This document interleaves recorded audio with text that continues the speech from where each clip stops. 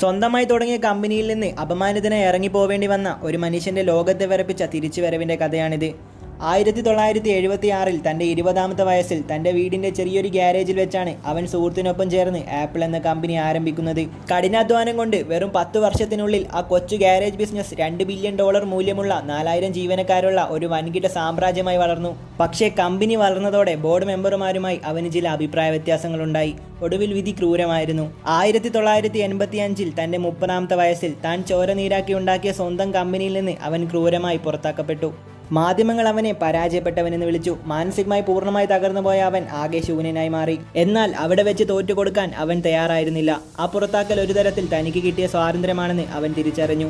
അവൻ നെക്സ്റ്റ് എന്ന പേരിൽ ഒരു പുതിയ കമ്പ്യൂട്ടർ കമ്പനിയും പിക്സാർ എന്ന പേരിൽ ഒരു ആനിമേഷൻ സ്റ്റുഡിയോയും തുടങ്ങി. പിക്സാർ പിന്നീട് ലോകത്തിലെ തന്നെ ഏറ്റവും മികച്ച ആനിമേഷൻ സ്റ്റുഡിയോ ആയി മാറി. അവൻ വീണ്ടും കോടീശ്വരനായി.